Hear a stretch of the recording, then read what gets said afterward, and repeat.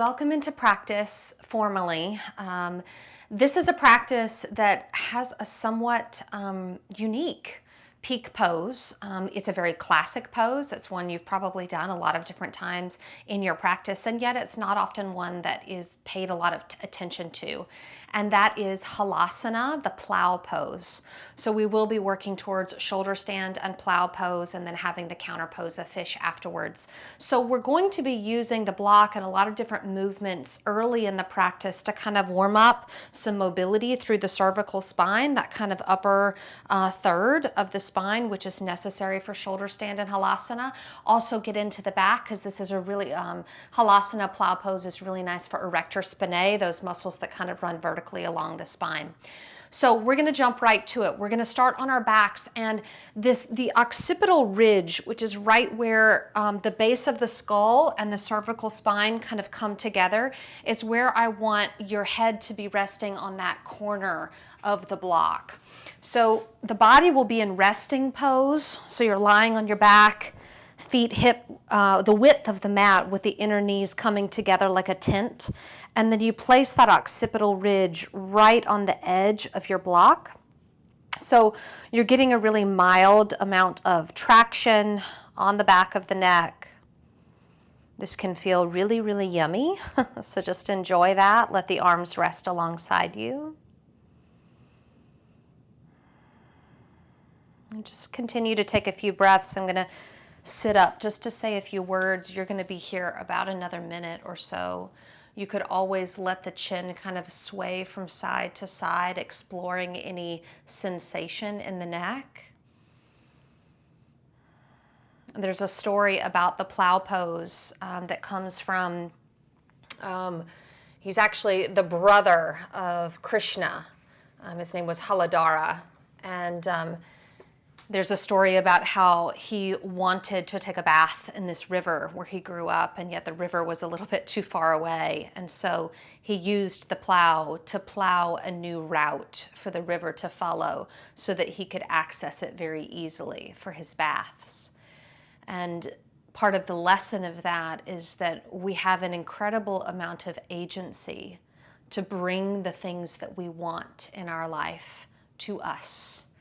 And we can kind of embody that agency, that digging new trails, when practicing Halasana, the plow pose.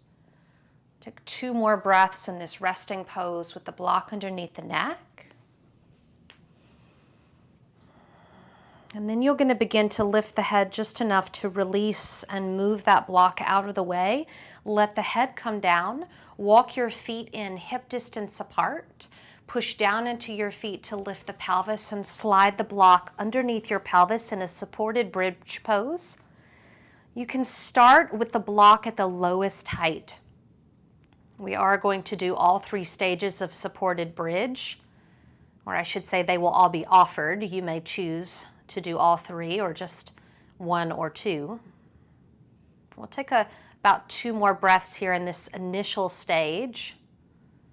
And this is a great pose to do when we are preparing for shoulder stand later on. Start to push into your feet, lift the pelvis, and if you would like, flip the block to the medium height, again placing it right underneath the sacrum, settling down and relaxing for about 4 breaths.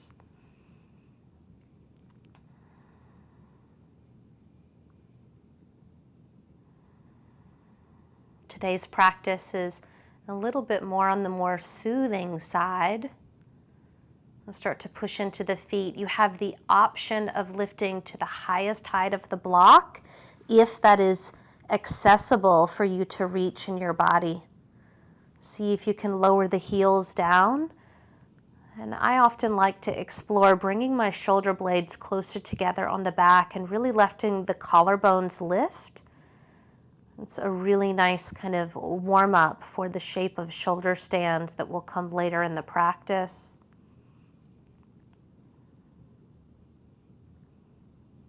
Give yourself 1 more breath in at the height of your bridge. And then as you push into your feet, lower back down to the medium height of the bridge. So block at that medium height underneath the sacrum. We're going to elevate the legs into waterfall for a moment, so extending one leg followed by the second leg up towards the ceiling so the legs look like a representation of a waterfall. You can let the knees be a little bit soft, the kneecaps kind of swimmy in the joint, and even the soles of the feet can relax here. 2 more breaths.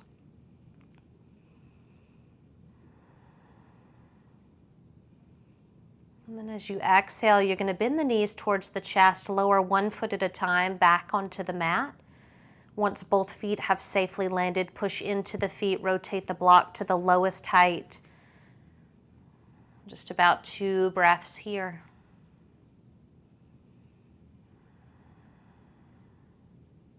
And then pushing into the feet, taking the block, gently removing it out from underneath you, just for a moment, just enjoying being fully on the mat. And then drawing the knees into the chest when you feel ready, rocking and rolling along the spine. We're going to come up to a seated, easy seated pose, Sukhasana position. So we'll have right shin in front of left here.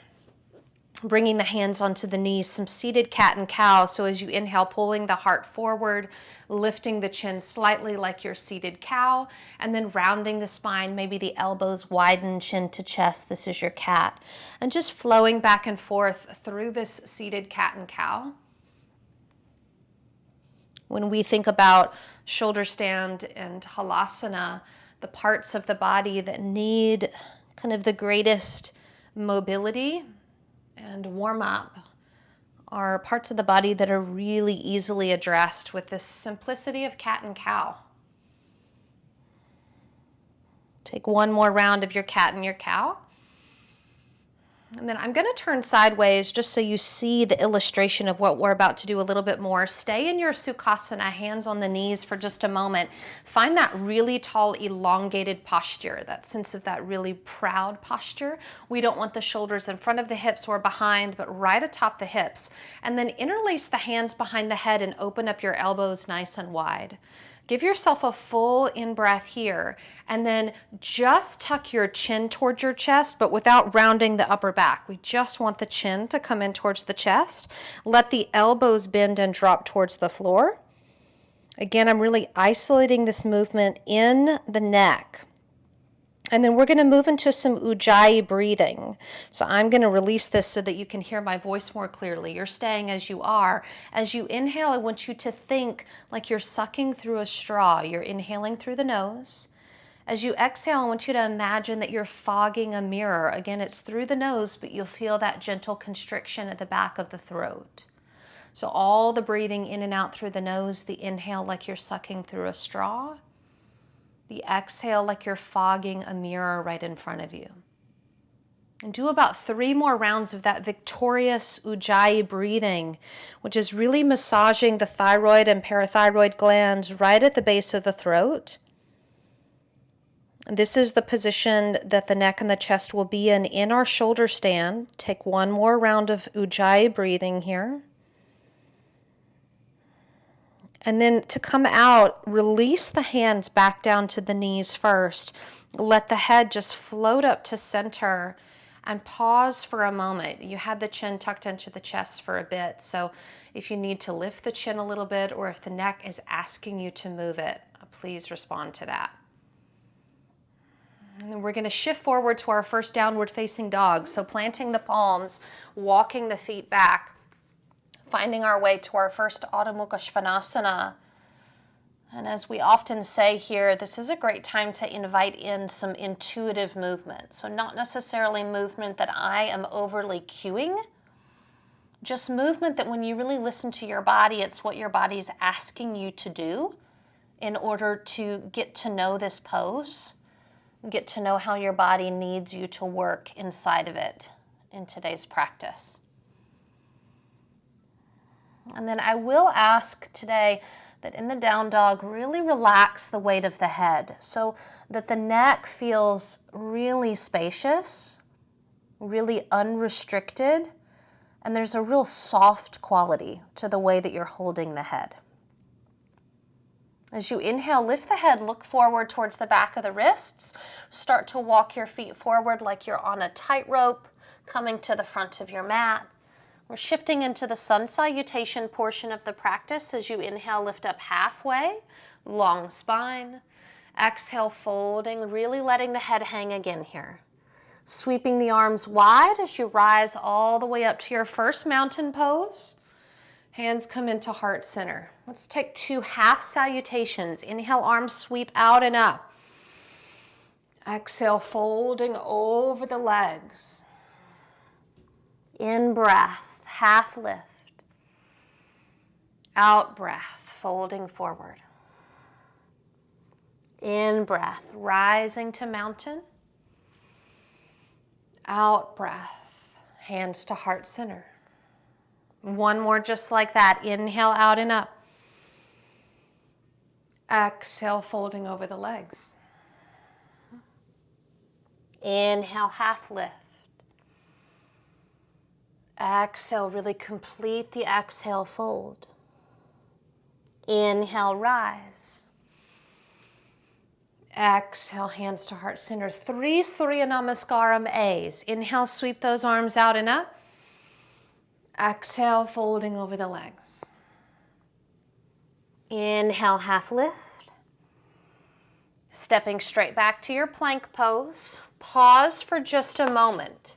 Find that strong plank. Feel the neck elongated. Keep everything the same in your plank, but just drop your chin towards your chest, stretching the back of the neck, and then look slightly forward, lifting the chin. Do that 2 more times. Drop the chin towards the chest, lengthening the back of the neck, and then swing the head forward, lift the chin, look forward. Last time, chin to chest. And forward. Bring the head back to neutral, chaturanga.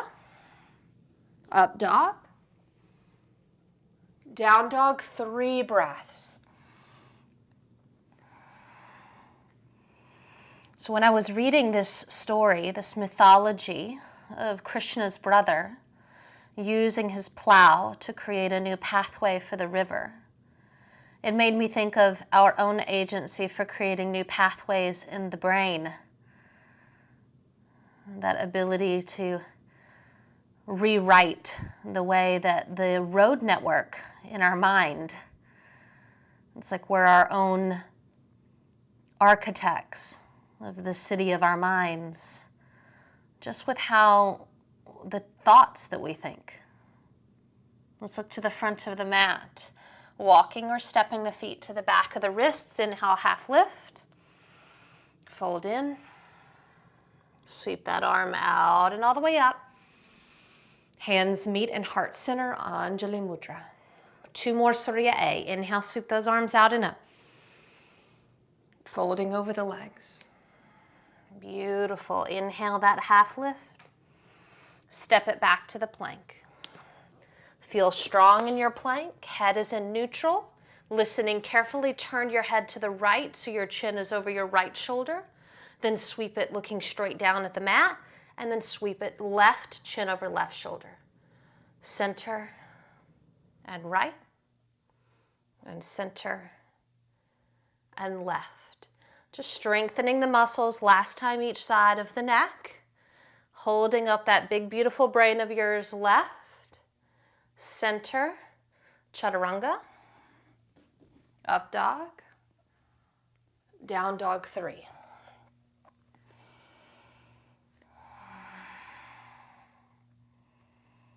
That incredible neuroplasticity of just being able to train the mind to create new pathways like our own positive, grateful, wonderful thoughts are plowing new roads in our brains. Looking to the front of the mat, walking or stepping the feet. Inhale that half lift.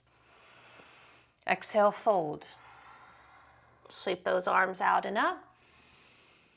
Hands to heart center. Final Surya Namaskaram A. Big inhale, sweeping out and up. Exhale to fold over the legs. In breath in, half lift.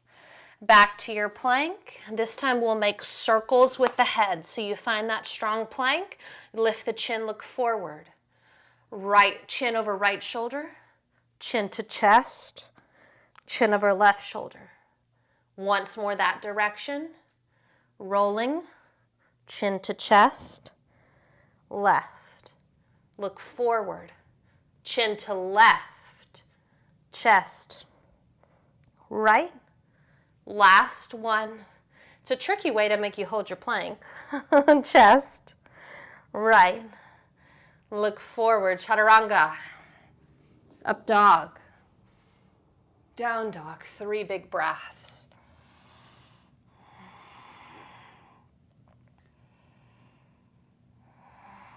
I imagine Krishna's brother sitting and just craving the cool, crisp water of the river and just recognizing that it was just a touch too far away for him to access. And instead of getting down on himself or frustrated, he was like, what tools do I have to bring the river to me? Look to the front of your mat, walking, stepping, or maybe hopping the feet. Lift halfway, fold in, sweep those arms out and up to your mountain, Tadasana. Hands come into the heart center, Anjali Mudra. 2 IY salutations with some poses in the middle. So release the arms, take a big inhale, standing tall. Exhale, bring the palms of the hands together. This is position 1. Reaching those arms forward, up, back bend, great kind of way to prepare for the fish pose. Fold forward over the legs.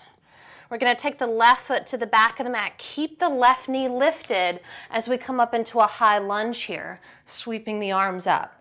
Now we're not going to keep the arms up for long, okay? We're going to sweep the hands behind us. I'm going to face the camera so you can see this for a moment. Fingertips are facing down. Inner elbows are pulling together as much as possible. Now the distinction is I want you to think of what does shoulder stand look like when I do it. This is the position of the arms in shoulder stand, but what is the upper back and the neck doing? We're going to drop the chin towards the chest, just like we've been doing. There's a slight roundedness in the upper back, almost like a very mild cat pose. But I'm still drawing my inner elbows together, still deepening my right knee in my lunge. Take 2 more breaths here. So I'm in a high lunge, but with the arm position of my shoulder stand. Start to lift your head back up, release the arms, sweep them up. Open to warrior 2, and then bend your elbows at a 90-degree angle so that your arms are in a field goal post position. Think of pushing your forearms back. Feel a sort of spreading and opening sensation across the front of the chest and the inner arms. Breathe for 2. 1 more breath here. Trikonasana pose. Straighten your right leg. You might need to shorten your stance. We're going to take the right arm down towards the floor, left arm up towards the ceiling. Start to lean towards the front leg. Right fingertips are reaching towards the left arch of your foot. Left fingertips are lifting up and overhead diagonally. Take 2 more breaths in your Trikonasana. Really using the obliques, the core to support the torso. And then staying in this pose, just turn your head to look at the mat. Bring your right hand down behind your right leg, left hand down. Pivot onto the ball of your left foot. Maybe hop that left foot in a half foot's length, pyramid pose. Inhale, lengthen the spine. Exhale, fold in for 3. So all of these poses are preparing us to be able to enjoy the plow pose, halasana pose. Hamstrings are a big component of halasana, which is why we're doing the pyramid. Step it straight back to your downward facing dog, position 5. Shift forward to your plank through your chaturanga, or if you'd prefer knees, chest, and chin, you could do that. Sliding onto the belly or coming to up dog. Back to downward facing dog 8. We'll step with the left foot forward. We'll find that crescent lunge or that high lunge on the second side. Arms reach up just for one breath. Then we start to find that shoulder stand arm position. Fingertips facing down, inner elbows together rather. Drop the chin to the chest, and there's a mild rounding in the upper back. Great time to check in with that ujjayi breathing that we did in the warm-up.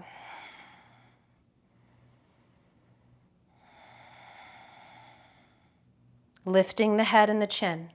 Sweep the arms forward and up. Open it up, find your warrior two. Bend the elbows 90 degrees. Feel the forearms pushing back. Yes. 2. Create your own resistance here. Really feel the upper back wake it up. And then preparing for Trikonasana. Left arm drops down, right arm reaches up.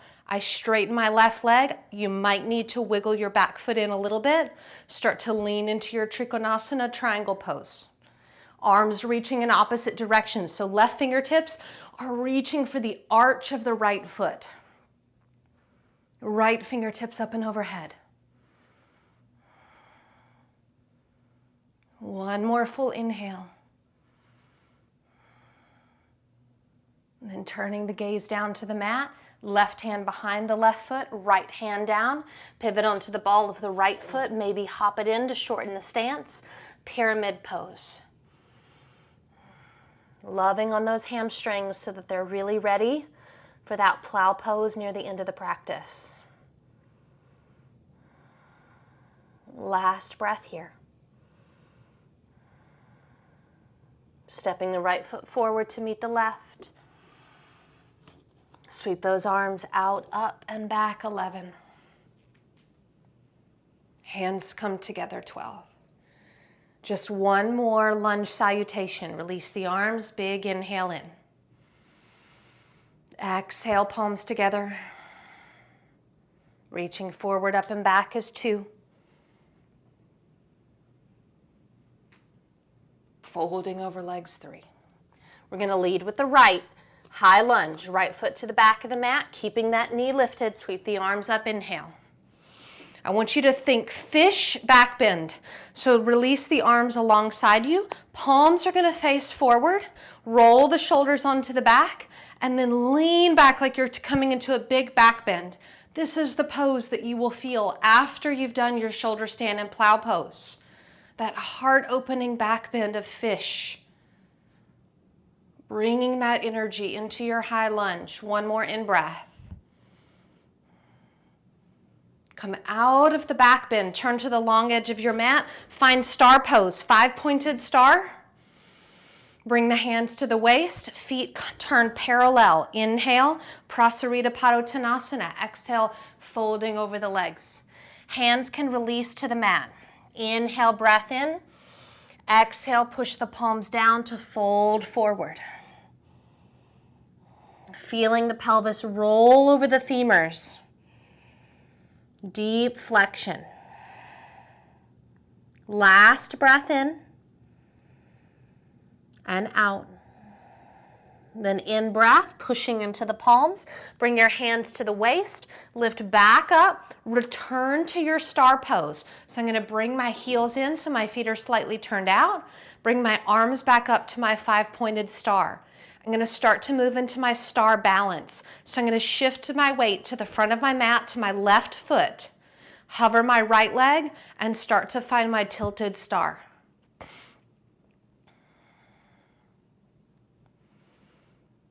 Now we're going to start to transition to warrior 3. So I'm going to bring my hands to prayer position. I'm going to start to turn my body to face the mat. Find my warrior 3 position.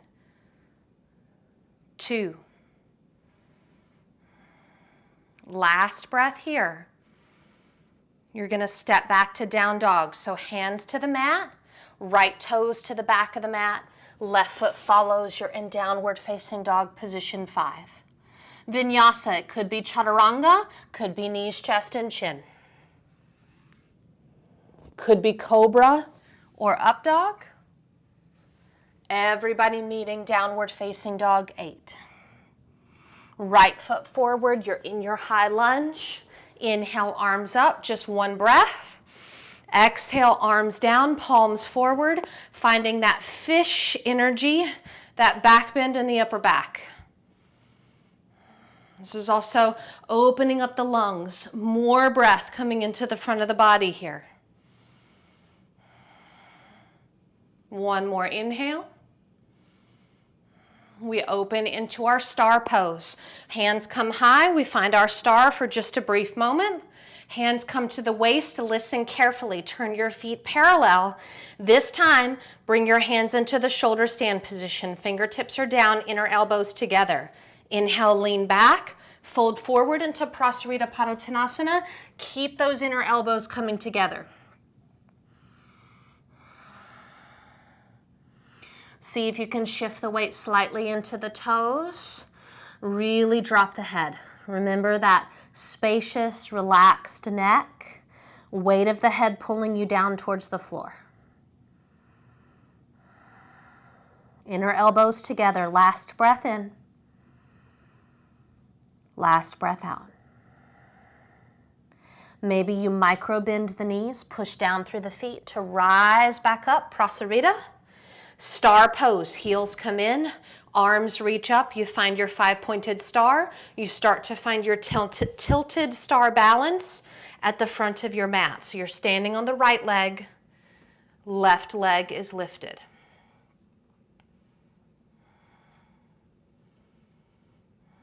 Transitioning to warrior 3, hands to heart center, pivot the body to face the mat, energize that lifted left leg. 2.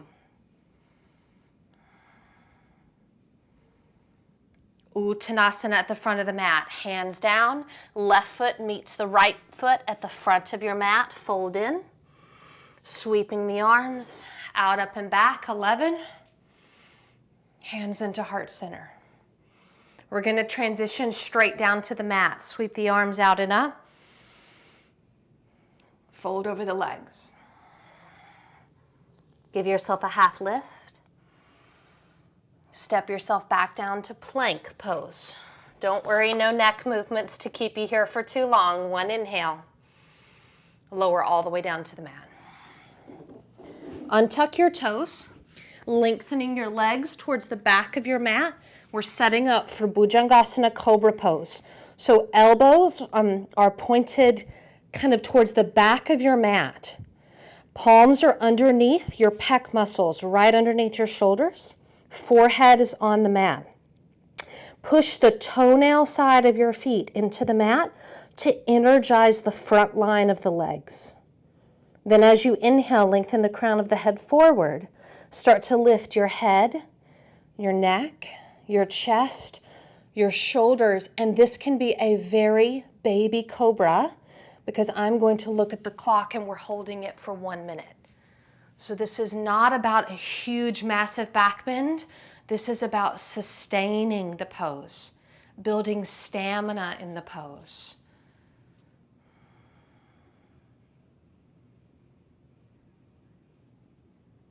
So there's about 40 more seconds to go in the pose, seeing if you can maintain that activity in the line of the legs and ride the pose through the experience of breathing.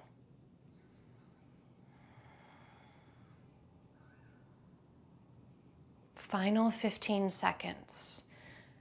Keep feeling the elbows pulling in like a gentle hug, but also reaching back. 2 breaths.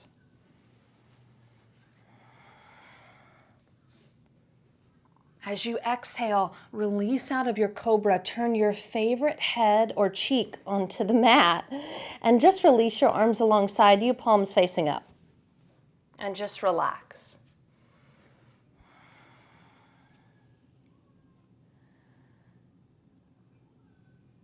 I've been practicing for so long, and one of the things that I notice is it's very easy for me to get away from doing classic poses really well and not just using them as transition points, just for the sake of like a more creative sequence.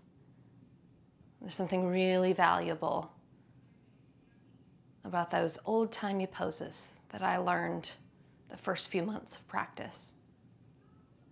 Bringing your forehead back to the mat, bring your palms back underneath your shoulders. We're going to use upward facing dog as its own pose, not a transition place. Again, you're feeling the legs reaching towards the back of your mat. You're feeling the toenail side of the feet pushing into the mat. Give yourself an inhale here, an exhale here. Give yourself one more inhale because you're going to press up on that exhale by pushing down through the palms, lifting the whole front of the body, and then letting the tops of the thighs and the pelvis melt down as your collarbones broaden, and it's like you're pulling your heart through the gateway of your upper arms. You feel the scapula melt down and together. Maybe the chin lifts slightly so you feel this openness through the front of the throat. And we're going to hold for 2 more breaths, really pushing the earth away through the entire length of your arms. And then let the knees soften. You're going to shift back to a child's pose, hips to heels. There may be some tenderness in the low back, so if you need to pause for a cat and cow, kind of on your way there, take that in.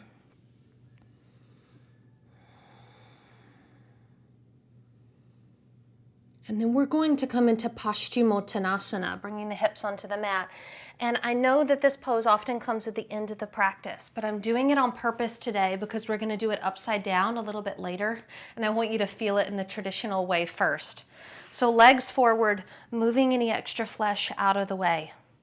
Now I want you to know Paschimottanasana is essentially Halasana plow pose. It's just this way instead of that way. So it's a nice way to feel it in the body before we go upside down. Let's sweep the arms out and up. Pause for just a moment. Look at your feet. Flex your feet, but without hyperextending the knees. So I could hyperextend like I am right now and lift my heels, but I don't want to do that. I want my heels to touch, but then try to activate my legs without hyperextending my joints. Now as I inhale, lengthen my spine a little bit more, reach up through my fingertips, and then keep reaching forward as I fold into my Paschimottanasana. I can grab hold of whatever's naturally there. It may be calves, it may be ankles, it may be feet. And then I'm going to take this opportunity of an inhale to lift a little bit out of the pose. Try to lengthen my spine a little bit more. And then exhale and fully soften down into the pose. Again, letting my head fully hang. So there's this sense of just total relaxation in the head and the neck. We're only here for 30 seconds, so about 4 to 5 more breaths.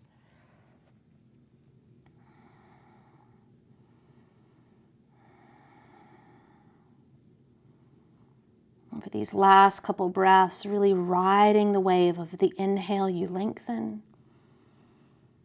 Of the exhale, you soften.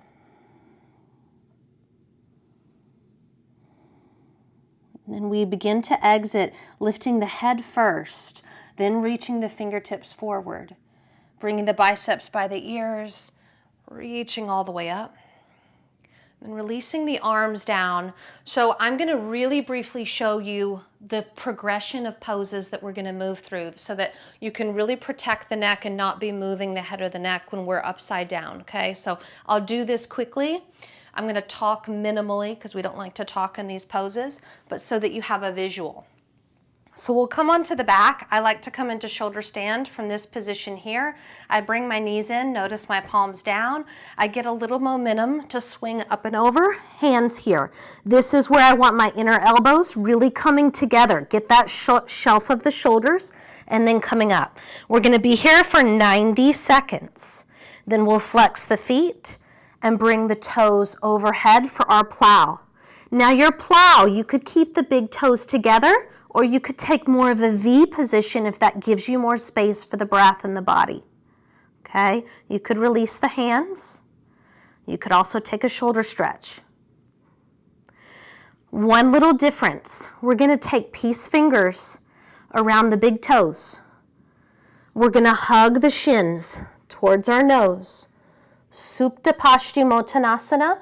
Notice my tailbone is not touching. I'm in my Paschimottanasana upside down. Then I'll lower my spine, my hips, Release my big toes, palms down.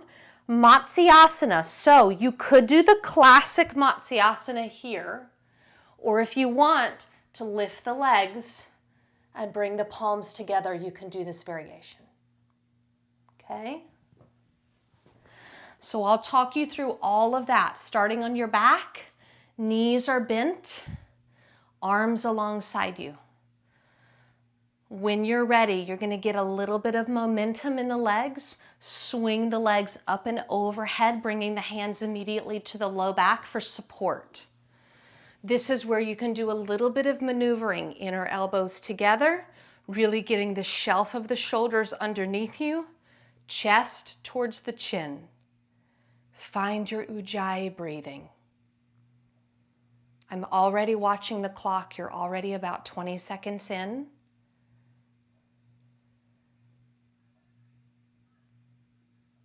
See if you can access a feeling of relaxation in the legs. Most of the benefit of this pose is just breathing and relaxing in it. You're halfway there.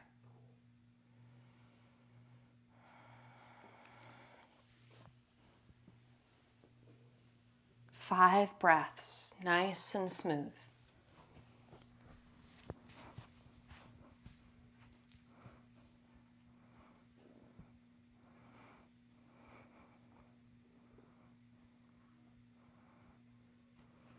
Then begin to flex the feet. You could bend the knees towards the nose first, or keep the legs straight and pike them overhead, big toes towards the floor. You could keep big toes together or widen the feet in a shallow V position. You could keep the hands on the low back or release them to the mat or find a shoulder stretch.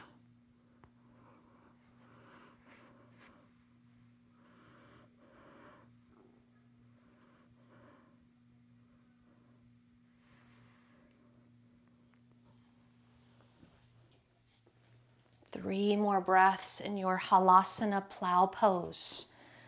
Beautiful stretch for the neck, the spine, but also incredibly stimulating to the thyroid and all the abdominal organs.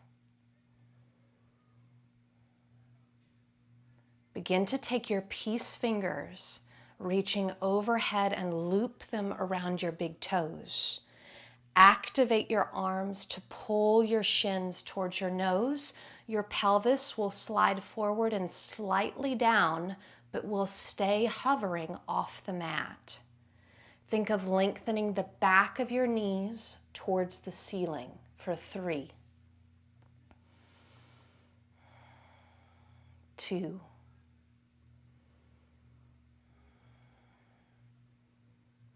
and then using your control to roll the rest of the spine and the pelvis down to the mat. Release the big toes. Start to lower the legs as we begin to move into fish pose Matsyasana. For classic fish pose, you could place the palms up or down underneath your buttocks with the legs extended. And then you anchor down into the elbows to tilt the pelvis, lift the heart, and release the head back. For the variation with lifted arms and legs, do not tuck the palms underneath the buttocks. Still tilt the pelvis, lift the heart, drop the head back, but then lift the legs, lift the arms, and press the palms of the hands together. Breathing for 4 more breaths.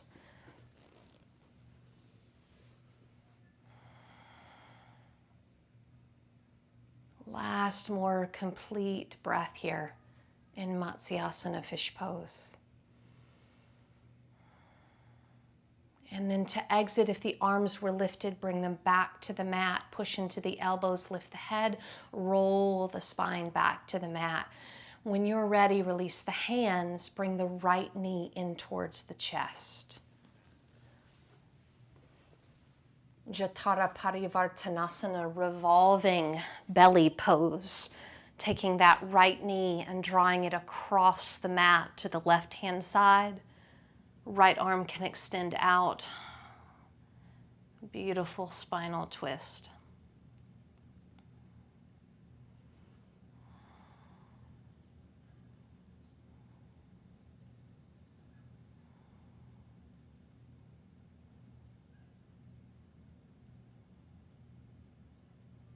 Using the next breath to exit that side of the twist, and give yourself a moment to pause in the middle in Shavasana, just legs and arms extended before we do that twist on the second side.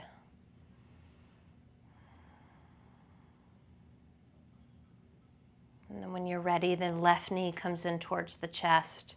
Maybe give it a little squeeze first. And then left knee across the body.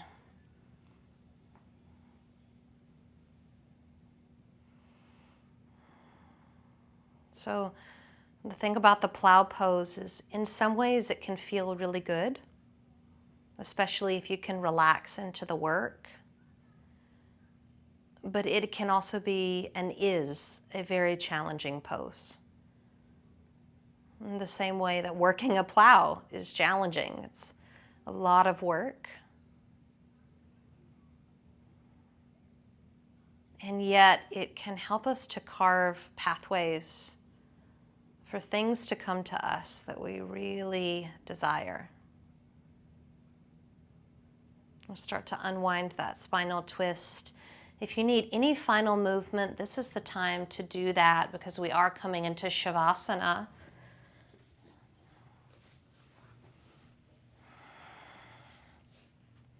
If there are any supports, a blanket, an eye pillow, a dimming of the lights that would make Shavasana more supportive for you, of course, bring those in.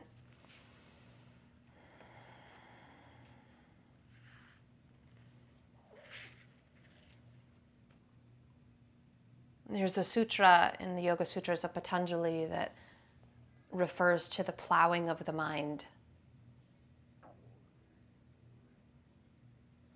That refers to how a farmer plows his field in order to introduce water to the field for irrigation.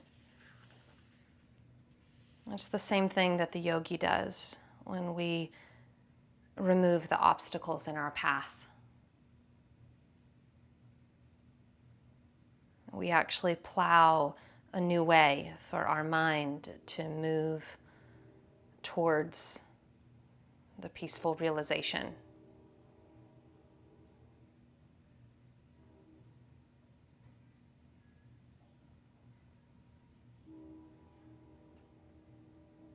And so in this way, practicing halasana or the plow pose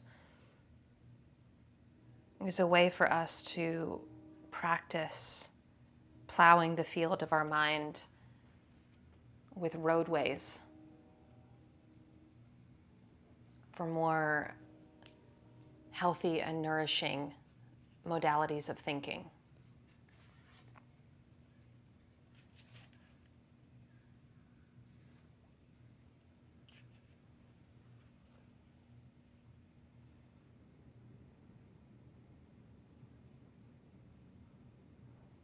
Plow pose becomes a metaphor for our own agency to heal,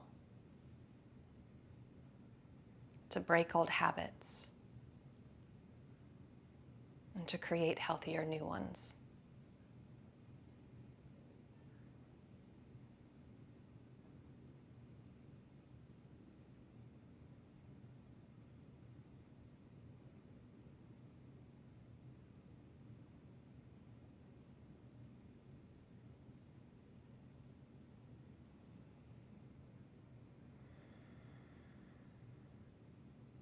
Without moving, allow yourself to enjoy the completeness of one more full breath.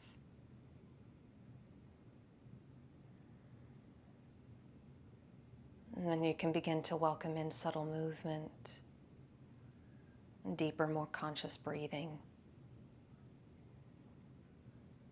And then eventually just making your way, in your own time, back up to a comfortable seat.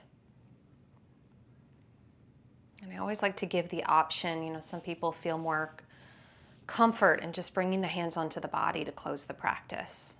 Other people prefer that classic body and mind together in prayer position. Either one, equally good. But we do ask that the entire universe be filled with peace and joy, love and light. And that sounds like these 4 words in Sanskrit. Loka samasta sukhino bhavantu. Thank you so much for your practice and for your presence. Thank you.